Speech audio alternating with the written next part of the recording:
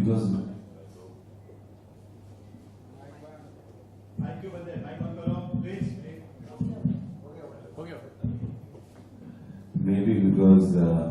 आपने सही कहा, साढ़े जी से लेके मणिरत्नम साहब और सारी भाषाओं में अभी भी काम कर रहा हूँ। लोग चल कर आते हैं, मैं रेन कराया, मैं बहुत क्रॉल किया, जीवन में मुझे बहुत अच्छी सीख दी। और उस दौरान मैंने और ये 25 साल के करियर में बहुत लोगों को गिरते हुए देखा, बहुत साथियों को, किसी को अल्कोहल में, किसी को ड्रग्स में, किसी को दूसरे संबंधों में। और मैंने देखा अहम सबसे बड़ा, भगवान का सबसे प्रिय भोजन है घमंड, अहम। वो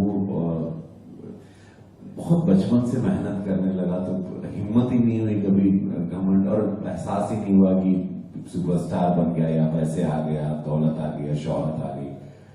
हमेशा लगा ये मेरे वही साथी लिखते थे जब मेरे पास कुछ नहीं था, मैं आप लोगों को, लेकिन हमेशा मेरी फोटो छापते थे और मैं समझ रहा था मैं कहाँ आप लोगों के पास गया और आप सब लोगों ने मेरी मदद की। तो मैं आप लोगों के साथ, आप लोगों को मेरी कहानी पता है, आप लोगों से या मैं किसी से ऐंठ के कुछ फायदा नहीं।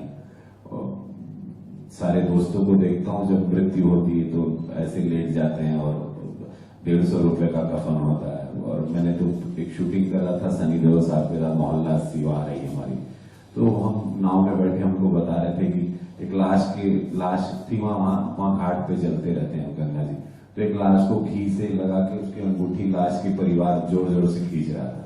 अंगूठी भी लेने परिवार अंगूठी भी लेके नहीं जाने देंगे।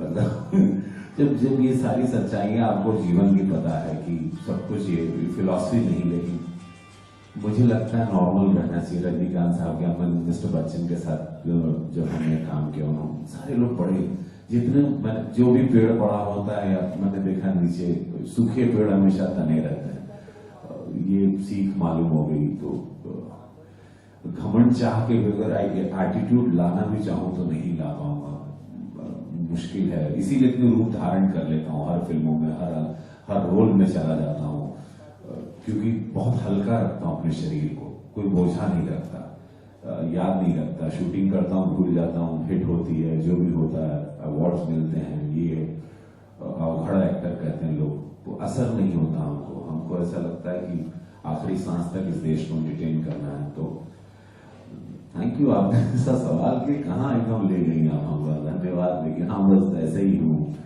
इसमें कोई ड्रामा नहीं, और मुझे नहीं लगता ड्रामा पता चल जाता और आप लोगों से कुछ छिपता नहीं। आप लोगों ने तो क्या नहीं देखा, रोज आप लोग देखते हैं, स्टारडम से लेके सब कुछ। इंसान को नॉर्मल ही रहना चाहिए, वो उसी के लिए अच्छा है ना। Thank you. अभी रवि जी ने बहुत अच्छा एग्जाम्पल, हर साल होगी 2 अक्टूबर को, और हम कोई इवेंट मैनेजमेंट कंपनी नहीं, कभी किसी के पास पैसे के लिए स्पॉन्सरशिप लेने नहीं गए। हमारे जो भी आप सोच सकते हैं डोनेशन या सपोर्ट जिन्होंने दिया है, उनसे हमने, जैसे हमने ब्राइट आउटडोर या कैपिटल मीडिया से टाइप किया तो हमसे उनसे कुछ होर्डिंग्स ले लिए। हमने अगर शिवसागर रेस्टोरेंट या महेश लंच उनसे टाइप किया तो हमने उनसे कुछ स्नैक्स लिया उस इंडियन आर्म फोर्स के लिए। तो जैसे मैं अलग बिजनेस फील्ड से आता हूँ, मेरे फ्रेंड IIT से पढ़ा के छोड़ के मुझे हेल्प करने आए। जैसे आपने स्लाइड में देखा होगा, MIT कॉलेज के कुछ स्टूडेंट हैं जिनके दम पे मैं इवेंट कर रहा हूँ। तो हमारा जो बैकअप है वो कोई इवेंट मैनेजमेंट कंपनियां, कोई कमर्शियल ग्रुप नहीं है जहां हमारा इंटेंशन पैसा बनाने का है। हम जिनको लेके, जहां हमने इस इवेंट में किसी पार्टिसिपेंट से 1 रुपया भी चार्ज नहीं किया है, जो आर्म फोर्स के हैं, जो नॉर्मल सिविलियन किसी दूसरे मैराथन में जितना पैसा देते हैं शायद उससे हमने हाफ पैसा ही चार्ज किया है। बट हमने इस इवेंट को एकदम नॉन कमर्शियल रखा है ताकि ये इवेंट हमेशा चलता रहे। जिस दिन हम इसे कमर्शियल बना देंगे ये ज्यादा दिन नहीं चलेगा, बिकॉज वहां पे प्रॉफिट, पैसा, इसकी बात होगी। तो हमने इसको एकदम नॉन प्रॉफिट इवेंट रखा है, जो हर साल 2 अक्टूबर को गांधी जी को ट्रिब्यूट देने के लिए, और हर साल कुछ ना कुछ अलग कॉज, अलग चीज को लेके आएगी।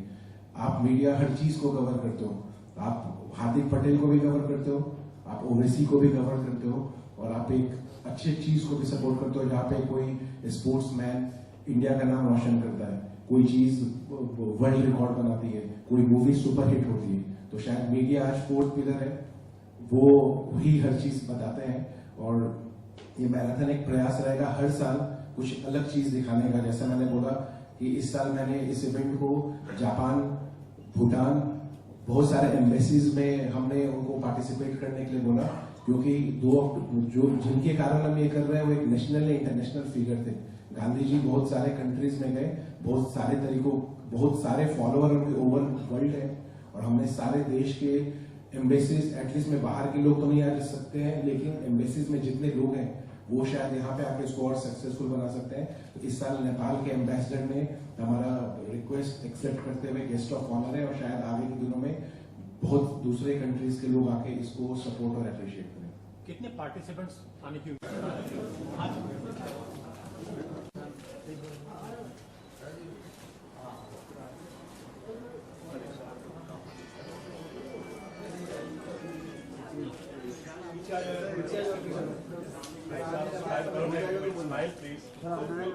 Come close.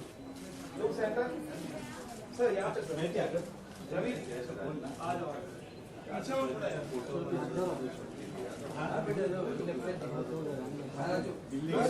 center, left side. सामने शोर क्या बस सुन? Left side. Thank you. Initiative के बारे में जानना चाहेंगे, किस तरह का ये इनिशिएटिव है, उसके बारे में। ये बहुत अच्छा थॉट है। मतलब मैं पांडे जी को, उत्पल जी को, इन लोगों को साधुवाद दूंगा कि ये लोगों ने एक ऐसी चीज सोची जो कि निस्वार्थ मन से, जिसमें इनको ना कुछ कमाना है। हेल्थ की बात है, मैराथन है, दौड़ना है। अब उसमें यूथ भी ये बारे सुनते थे, बट ये सारी चीजें होती है। अब इसमें मौका मिला खुद भी पार्टिसिपेट करना या इसको प्रोत्साहित करना, ये बहुत अच्छी चीज है। और ये हमारे देश के लिए भी अच्छा है, युवाओं के लिए भी अच्छा है, यूथ के लिए भी अच्छा है, और एक एकता है, यूनिटी भी रहती है इसमें कोई जात पात, कोई भाषा, जो आजकल पूरा माहौल बन जाता है कभी कभार, तो इससे विपरीत है। तो बहुत वेरी नाइस अटेम्प्ट। कलीना में यस मैं भी करूंगा, मैं थोड़ा रन करूंगा। पांडे जी पता नहीं क्या इनका प्लान है, बट मौका मिलेगा तो आई विल टेक इनिशिएटिव कि हम चूंकि सुबह 6 बजे है तो दौड़ेंगे लोग। इस मैराथन के साथ साथ जो है जो हमारे जवान हैं उनको भी याद किया जाएगा, तो उसके लिए क्या कहना चाहेंगे आप? गांधी जयंती है, उस दिन पर याद करना। ऑफ कोर्स यस, जवानों को कैसे भूल सकते हैं। बिकॉज ऑफ देम ओनली हम लोग चैन से सोते हैं। वो लोग माइनस टेम्परेचर में, बर्फ में, और कहाँ कहाँ कैसे कैसे माहौल में या गर्मी में हमारी सुरक्षा करते हैं। और हम लोग आज आजाद अपना काम अपने बीवी बच्चों के साथ और अपने करियर के साथ हम लोग एंजॉय करते रहते हैं, या हम लोग जीवन का सारा सुख लेते हैं, जहाँ की उन लोग एकदम डिफिकल्ट टास्क में रहते हैं। तो जवानों को सलाम है, सत सत प्रणाम है।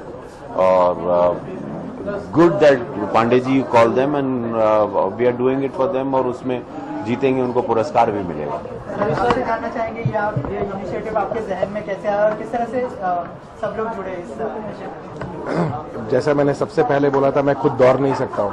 मुझे लगा कि मैं उनको दौड़ाऊं जो सबसे फिट है, जो, और क्योंकि 2 अक्टूबर था, जो यूनिटी, जो पीस की जो बात करते हैं, वो शायद ये आर्म फोर्स है।